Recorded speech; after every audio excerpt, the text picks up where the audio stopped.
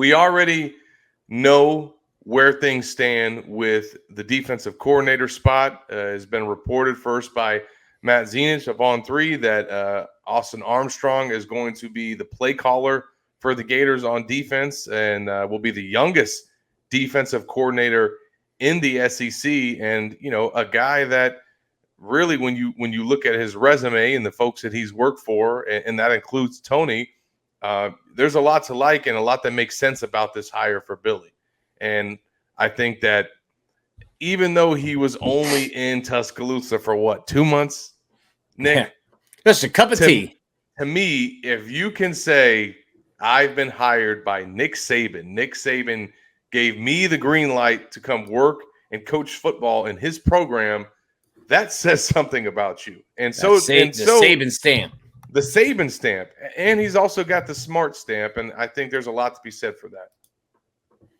Well, the last rising star, he didn't have those similar stamps. No, he sure didn't. He had the Billy Napier stamp. He had that one. It will be interesting to see how Armstrong coming in also shakes up the coaching staff. So Armstrong hired as an inside linebackers coach, a linebacker guy. Jay Bateman is your inside linebackers coach. Bateman, in his last stop at UNC, coached safeties.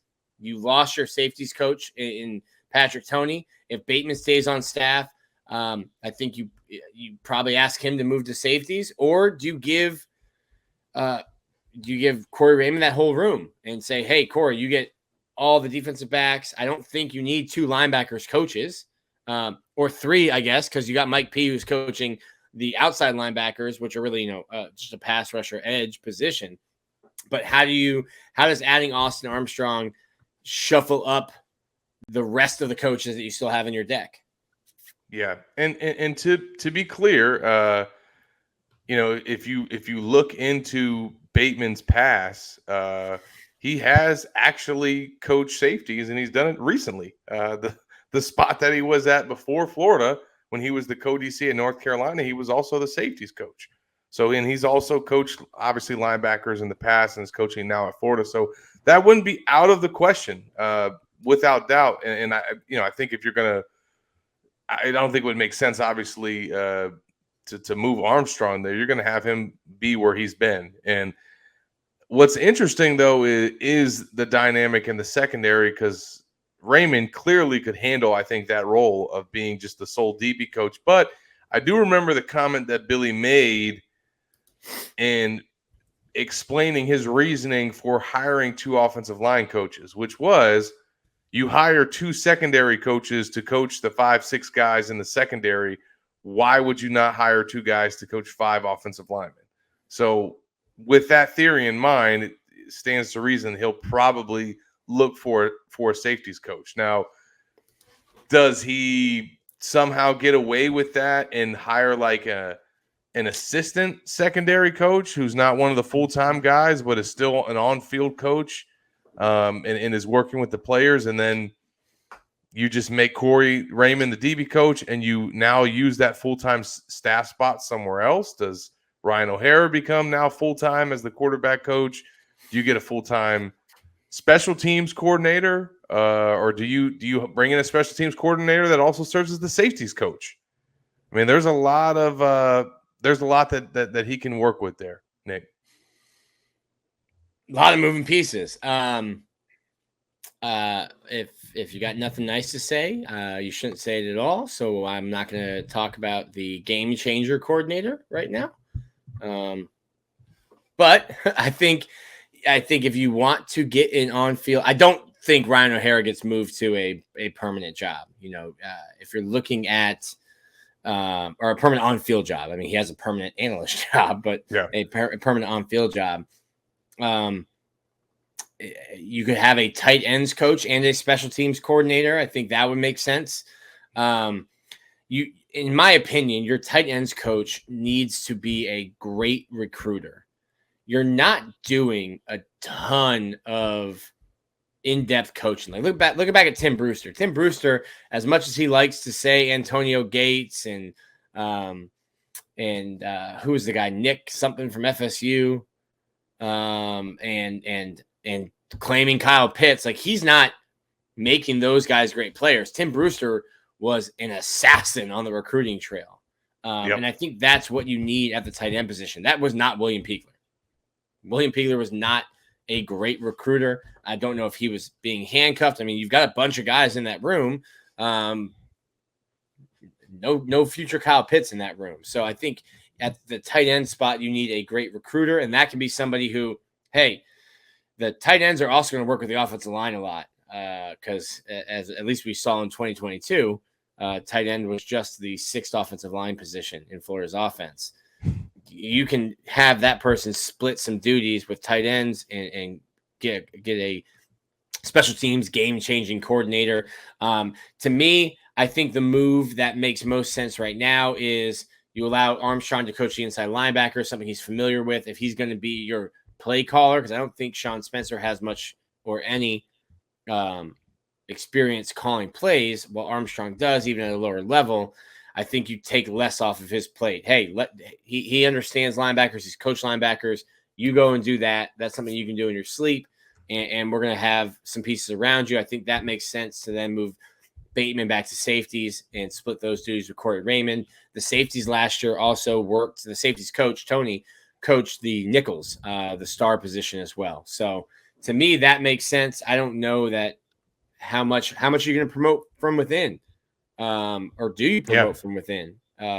If you get some no's, and here, how calculated is Billy Napier, where we're not going to rush to make a hire. We will just have one of our analysts coach the tight ends, or, hey, David Decker is already on campus. Young graduate assistant, quality control, worked with all these receivers already. Hey, we're not going to give you a title, but you're going to run that receiver room right now, and you'll be in contention for the job. But just because we have 9 days doesn't mean me as Billy Napier, I'm going to rush to make a hire because we have to have a coach there in place. When you rush to make a hire, then you get the coach in place and he doesn't fit with your team, and now you're firing a coach, or that coach is leaving, and you're doing this all over again in a month from now just because you rushed to make a hire. And it's going to be interesting because to me at tight end, there's not an obvious coaching candidate out there. I got one. Ty Darlington, who was just on campus, left to be the University of Incarnate Word coach, former Oklahoma tight end. I want to call Ty back. I'm like, hey, man, we didn't have an opening for you. Sure do now. Well, I tell you who I don't think Billy's going to call was his tight end coach at Louisiana, because he's now the head coach at Louisiana. And I don't know if they're on speaking terms. Don't think so. But there's not as many names that jump out at you at that tight end spot like there is for the wide receiver candidates, which we'll get into. But yeah, Ty would certainly make a lot of sense.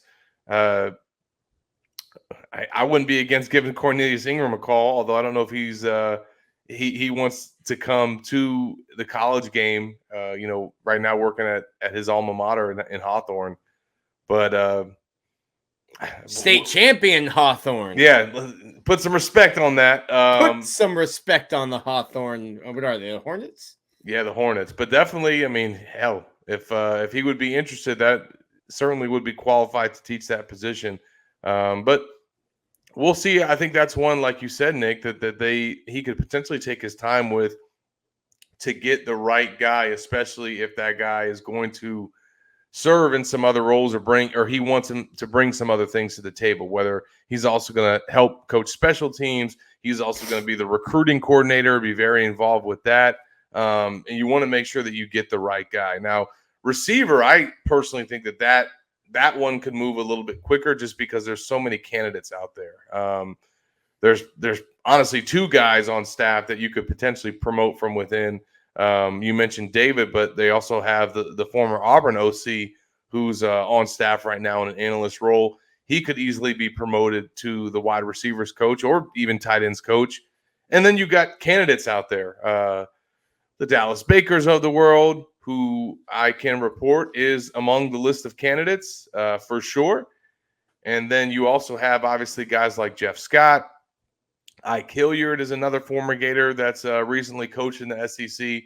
And then you also have Billy's wide receiver coach at Louisiana, who is still there, although he's currently the offensive coordinator as well. So would he make a move from being an OC role to come be a position coach at Florida? Well, we mentioned Brian Johnson earlier. He did the same thing. He was Houston's offensive coordinator and then came to UF to be a position coach. So Tim Legger is his name. So that's obviously another name to watch out for. But I just think because of those connections and so many options there that Billy should be able to make a hire at receiver pretty soon, I would think. Yeah. If he's looking to move fast. If he's looking to move fast and a bunch of options out there, and it'll be interesting, as you said, to see what direction they go in. I hadn't even really, until I just said it now on the podcast, even thought of like maybe they don't feel like they're up against the clock of spring camp, and that you can go through spring camp with an analyst running a position group and that you'll be fine, or that the alternative and getting it wrong is worse than not having somebody in place for camp. Yeah.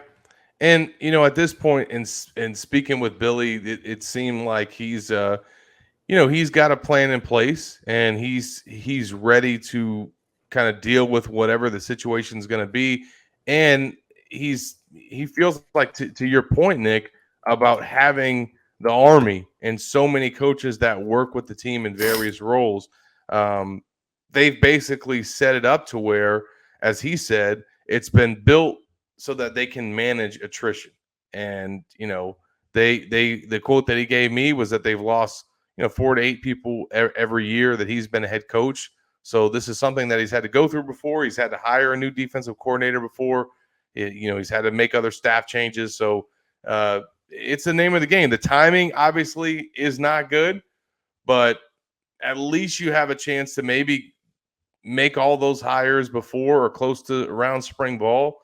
But look, we've seen coaches leave teams right before a football season starts. So Gators could be in a worse spot. But again, if you're losing a coach or coaches because the NFL came calling and that's why you're having to make a change, again, that's something that you can have as a feather in your cap if you're Billy and attract the next names.